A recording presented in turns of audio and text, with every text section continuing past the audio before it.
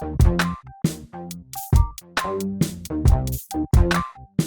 here with the Digital Digest, and today I wanted to share a quick update on my experience with the Sigma FP. Now, for those of you that missed my unboxing and first look at this camera, it is an amazing piece of technology.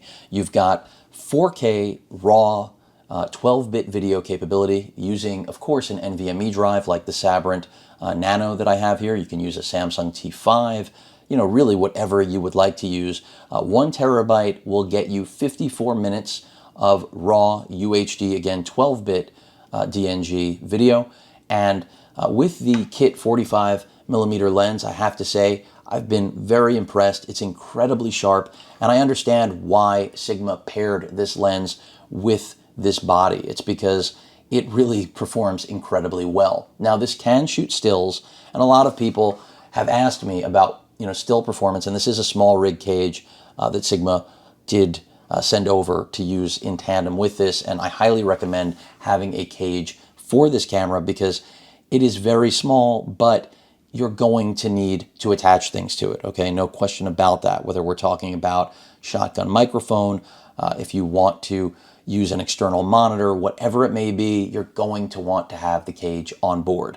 And of course, if you're going to mount a drive. Now, one thing I will say about using the Sabrent is you're not going to find a lot of cage accessories designed for this, whereas of course Small Rig makes a cage accessory for the T5.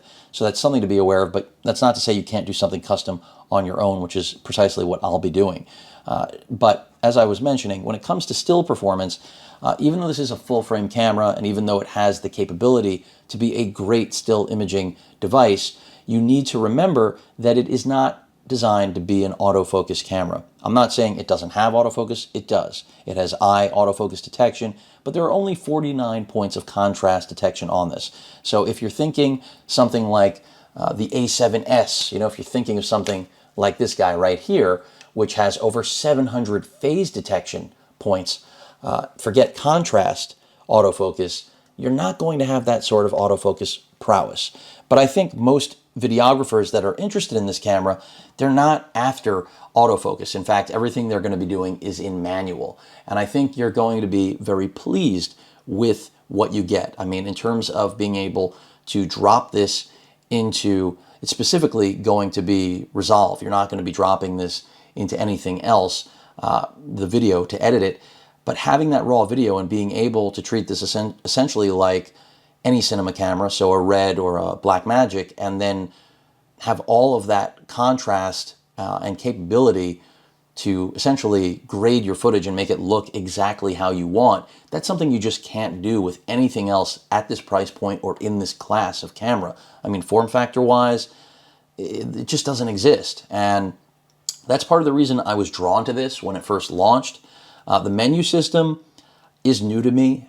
Granted, I haven't used a Sigma camera like the Quadro line in the past, but I don't find it to be something that isn't intuitive in terms of use. It's very comparable, I feel, to what I'm accustomed to with Sony. Granted, with the A7S III I just brought out, we do have a new menu system.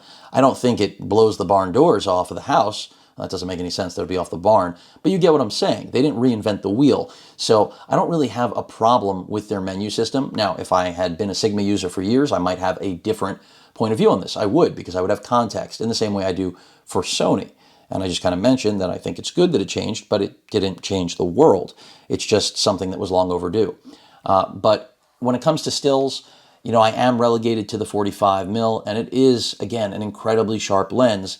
And I think it's very obvious why this is the kit lens for it, because it's perfect for shooting video. And when it comes to stills, it does a good job too. And you just switch right here in order to jump between the still and video function.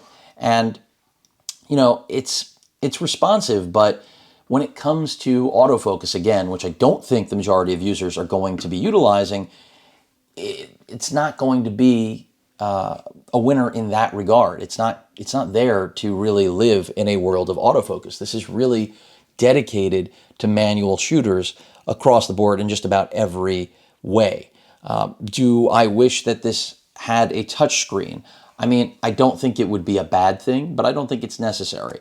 There are a lot of things that this camera doesn't have that a lot of you out there that have looked at it wish that it had. And I totally get that. But in the same vein, I think that it's amazing that this camera even exists. And I'm happy that Sigma has even created an option to produce raw video that pretty much can go anywhere. I mean, think about it. You want to put this on a drone. You want to put this in a tight spot that you're not going to be able to fit a traditional cinema camera that exists. And don't get me wrong, Red is making smaller cameras. Everybody is. Blackmagic, they're smaller than they used to be, but this redefines it. And this has been on the market for a while. And with their latest firmware, I mean, this thing is a webcam. It's so many things that, you know, essentially, again, try to find something at the price point that outperforms it. And that's where I think you're going to be hard pressed. There really isn't anything else to pick from, at least that I've seen, touched, or experienced.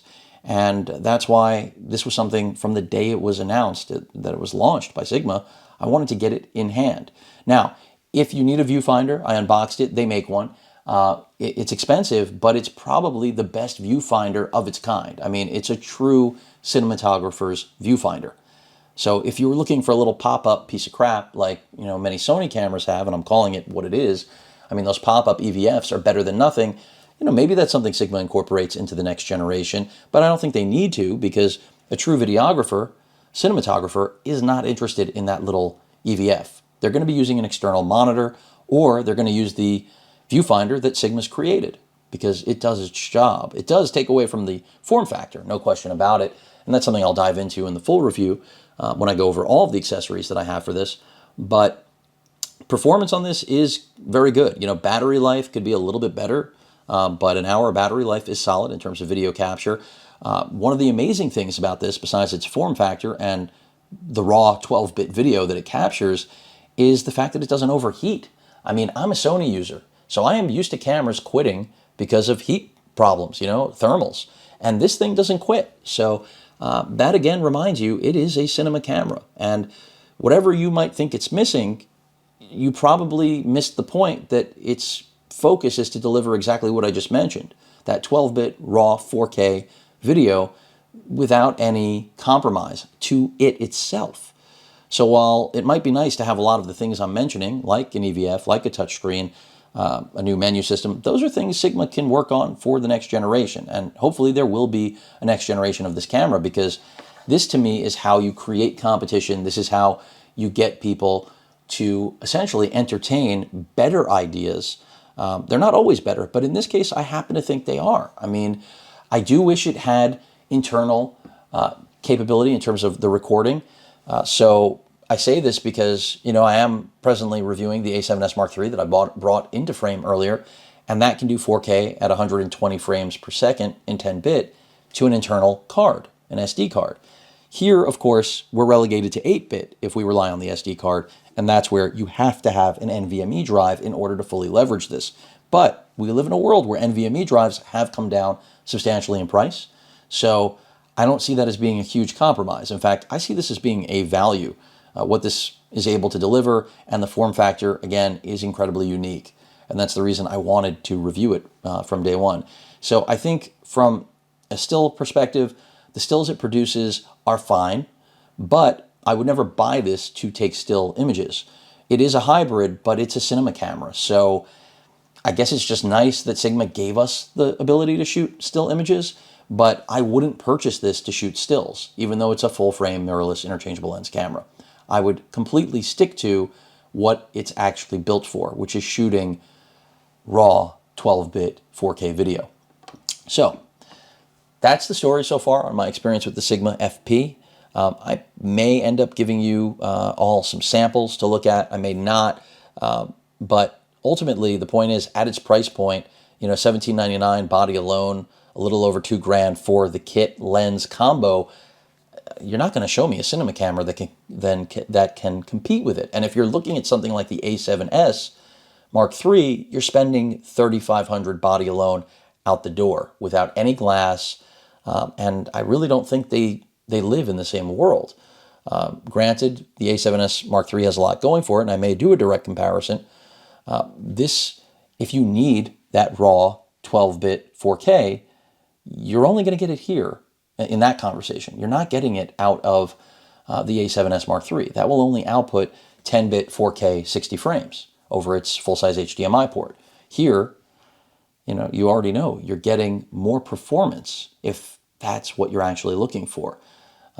But if you care about autofocus, if you care about still performance, that's when, the A7S Mark III starts to say, hey, look at me. But overall, really pleased with this. I love that it's a go everywhere solution. I mean, that's really the beauty of this thing. I do wish that we had some stabilization. Stabilization is something that, a lot of people I know want, but again, as a cinematographer's camera, it's understandable why it's not there. That's something you can do in post. So, you got to just understand as best as possible who Sigma is really targeting with a product like this. And I think I get it. I mean, that's why I was interested in it to begin with. So I think amateur and professional filmmakers alike will love what this thing can do. I think the rest of you out there, might scratch your head a little bit for obvious reasons. And hopefully that all makes sense. A deeper dive will be coming in the future. Any questions or comments, please feel free to post them. Hit that like button. And as usual, please feel free to subscribe and please stay safe. Later.